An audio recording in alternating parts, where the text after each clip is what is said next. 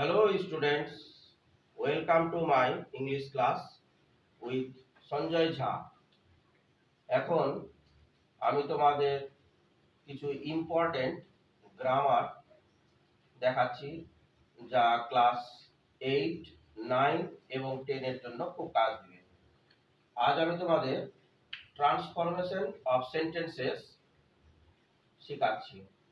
সেটা হচ্ছে transformation of sentences হচ্ছে যে এর গঠনগত পরিবর্তন হবে কিন্তু মানের কোনো পরিবর্তন হবে না। ফার্স্ট হচ্ছে he put it in an envelope and sealed it. এটাকে সিম্পল সেন্টেন্স করতে বলেছে। সিম্পল সেন্টেন্স করতে বললে সেই সেন্টেন্সে একটা ফাইনিট ভার্ব এবং কোনো বাইন্ডার বা লিঙ্কার থাকবে না। তখন করতে হবে কি, যে ভার্বটা আছে পুট, সেই পুটটাকে আইএনজি করব, তখন পুটিং করব, আর এই পুটিংটাই সেন্টেন্সের শুরুতে থাকবে। আর যে শুরুতে হি ছিল সে যে লিঙ্কারটা আছে এন্ড সেইখানে চলে যাবে। দেখো এখানে হি লিখে রেখেছি, তাহলে বাক্যটা শুরু হলো, অ্যান্সার করার সময় তখন হবে পুটটা হবে পুটিং পুটিং, আর তারপরে এখান থেকে যা আছে ইট ইন অ্যান এনভেলপ, আর এন্ড উঠে যাবে, এন্ড এর জায়গাতে কি আসবে হি। এই হি বসলো, এই দেখো হি আছে, সিল্ড ইট বসে গেল। এই হয়ে গেল সিম্পল সেন্টেন্স। সেকেন্ড হচ্ছে Bapi is the fastest runner in the school. এই সেন্টেন্সটাকে, এটা সুপারলেটিভ ডিগ্রিতে আছে, দি এর পরে ফাস্টেস্ট আছে, ফার্স্ট, ফাস্টার, ফাস্টেস্ট, সুপারলেটিভ ডিগ্রিতে আছে। একে করতে বলছে কি পজিটিভ ডিগ্রি। পজিটিভ ডিগ্রির নিয়ম হলো নো আদার প্লাস এলডি ভিডিএস। এলডি কথাটার মানে হলো লেটার পার্ট অফ ডিগ্রি, মানে এই যে ডিগ্রি আছে দি ফার্স্টেস্ট যে আছে তার পরের অংশ, এখান থেকে শেষ পর্যন্ত হচ্ছে এলডি। তারপরে হচ্ছে ভি মানে ভার্ব। ভার্ব হচ্ছে এখানে অক্সিলারি ভার্বটাই ভার্ব হিসাবে কাজ করে। ডি মানে হচ্ছে ডিগ্রি, কোন ডিগ্রি করতে বলেছে পজিটিভ ডিগ্রি, ডি উঠে যাবে, আর ফার্স্ট টেস্টের পজিটিভ ডিগ্রি হলো ফার্স্ট, তার আগে এস এবং পরেও এস লাগাতে হবে, এস ফার্স্ট এস। আবার তোমরা সো ফার্স্ট এসও করতে পারো। তারপরে আসছে এস মানে সাবজেক্ট, এই হলো এলডি ভি ডি এস, আর শুরুতে লাগাবো নো আদার, এই নো আদার, তারপরে এলডি রানার ইন দা স্কুল, দেখো রানার ইন দা স্কুল বসে গেছে। তারপরে ভি ভার্ব, তারপরে ডিগ্রি এস ফার্স্ট এস বসিয়ে দিয়েছি, এস ফার্স্ট এস, তারপরে হলো সাবজেক্ট, এই সাবজেক্ট পাবি বসে গেছে। তোমাদের এইটা ভালো করে মনে রাখতে হবে, এই নিয়মটা no other plus এলডি V D S, তাহলেই তোমাদের অতি সহজে হয়ে যাবে।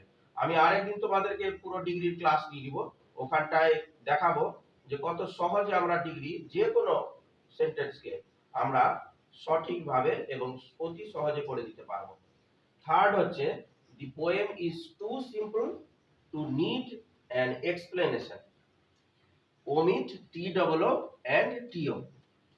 টি ডবল ও সমান সো বা ভেরি, আর টিও সমান ক্যান নট যদি বাক্যের মধ্যে ইজ থাকে, আর যদি ওয়াজ থাকে তখন ক্যান নটটা হয়ে যাবে কুড নট।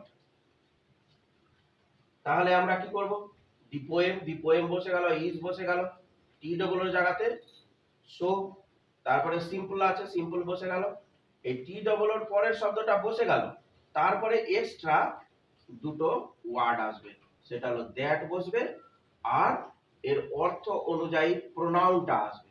এখানটা যেহেতু পোয়েম আছে তাই তার প্রোনাউন হচ্ছে ইট, কিন্তু ক্যান নট বসাতে পারছি না এই কারণে যে এখানটায় নিড আছে, তাই নিড বসলো। কিন্তু নিড এর জায়গাতে নিডস কেন বসলো, এই কারণে যে ইজ দেখে বুঝলাম যে এই ভার্বটা প্রেজেন্টে আছে আর নিডটা প্রেজেন্টে আছে, এই জন্য নিড এর শেষে নিডস করতে হলো। কারণ আমরা জানি যে সিম্পল প্রেজেন্ট টেন্সে হি গোজ হয়, এই জন্য ইট নিডস হলো। আর নো এক্সপ্লেনেশন, যেহেতু টিও সমান নেগেটিভ আসবে, ওই নেগেটিভ নো বসলো, তারপরে এক্সপ্লেনেশন আছে, এক্সপ্লেনেশন বসে গেল। তাহলে পুরো উত্তরটা কি হলো? The poem is so simple that it needs no explanation. কবিতাটি হয় খুব সহজ, যা ব্যাখ্যার প্রয়োজন নাই। ফোর্থ হচ্ছে আই নো হিম, আমি তাকে চিনি বা জানি। এটা হচ্ছে কমপ্লেক্স সেন্টেন্স করতে বলছে, জটিল বাক্য। কমপ্লেক্স সেন্টেন্স হচ্ছে একটা থাকবে মেইন ক্লজ আর এক বা একাধিক সাব ক্লজ থাকবে, মানে ডিপেন্ডেন্ট ক্লজ। মেইন ক্লজকে আমরা প্রিন্সিপাল ক্লজও বলতে পারি। একে ভাঙতে গেলে তাহলে কি হবে? আই নো বসে গেল, আমি জানি তাকে, তাহলে আমি জানি যে কে হয় সে।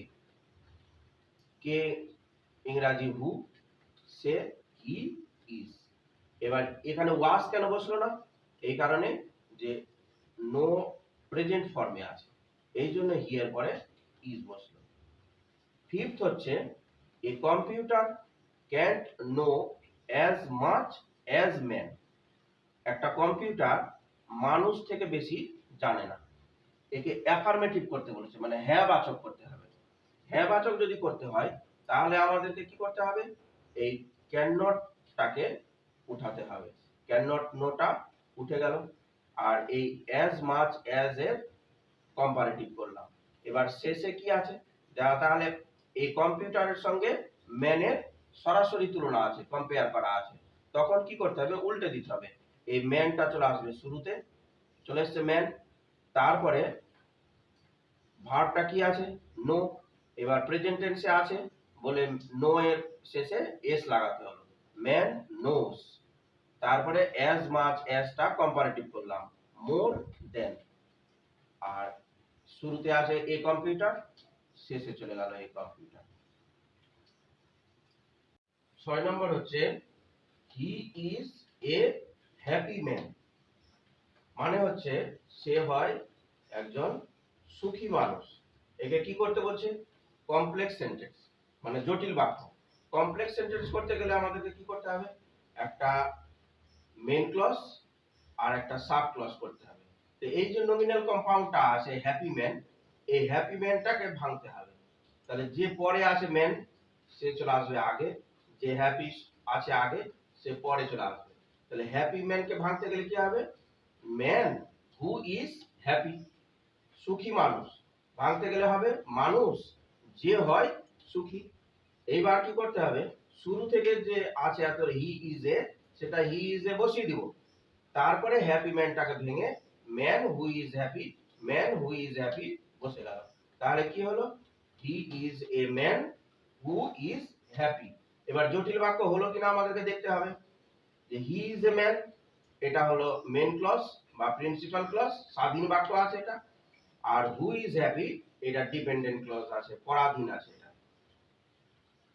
এবার আসছি 7 নম্বর, we must eat or we cannot live. এটা করতে বলছে সিম্পল সেন্টেন্স, আমাদেরকে অবশ্যই খেতে হয় বেঁচে থাকার জন্য। একে সিম্পল সেন্টেন্স করতে বলছে। সিম্পল সেন্টেন্স করতে গেলে কি করতে হবে? যে কোনো বাইন্ডার বা লিঙ্কার দেওয়া চলবে না।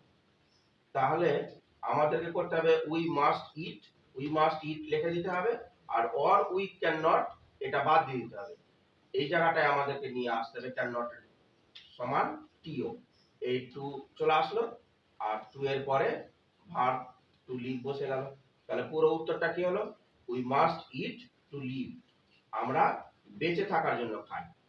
8 নম্বর হচ্ছে only he can do it, কেবলমাত্র সে এটা করতে পারে। করতে বলছে নেগেটিভ, মানে না বাচক। অনলির উত্তরটা খুব সোজা, এই গ্রামারটা খুবই সোজা। অনলি সমান শুধু আমাদেরকে নান বাট বসাতে হবে। এই নান বাট বসিয়ে দিলাম, তারপরে অনলির পরে যা আছে ফুল স্টপ পর্যন্ত লিখে দিব। He can not do it, এই যে he can not do it. 9 নম্বর হচ্ছে glasses which are broken can not be perfectly joint. করতে হবে সিম্পল সেন্টেন্স, সরল বাক্য। তাহলে এখানটায় যে গ্লাসেস হুইচ আর ব্রোকেন আছে, এটাকে আমরা নমিনাল কম্পাউন্ড করে নিব। পরে যে আছে ব্রোকেন, সেটা চলে আসবে আগে, যে আছে গ্লাসেস সে চলে আসবে পরে। তাহলে গ্লাসেস হুইচ আর ব্রোকেন, এক কথায় কি হবে? Broken glasses. তারপরে এই অংশটা বসতে যাবে। এই উত্তরে দেখো ব্রোকেন গ্লাসেস বসানো আছে, তারপরে can not be perfectly joint, can not be perfectly joint বসে গেল। তাহলে পুরোটা লাইন আমরা সিম্পল সেন্টেন্স পেয়ে গেলাম। দাগ নম্বর 10, হি ট্রাইড এভরি মেথড, সে প্রত্যেকটা পদ্ধতি চেষ্টা করেছিল। এটা না বাচক করতে বলছে, নেগেটিভ করতে বলছে। তাহলে না দিয়ে বলতে গেলে আমরা কি বলবো, যে সে কোনো পদ্ধতি না চেষ্টা করে ছিল না। তাহলে he left no method untried. এবার লিভ বা লিভস কেন হলো না, এই কারণে যে ট্রাই এর পাস্ট টেন্স এখানে ট্রাইড আছে, ওই জন্য লিভ এর পাস্ট টেন্স লেফট।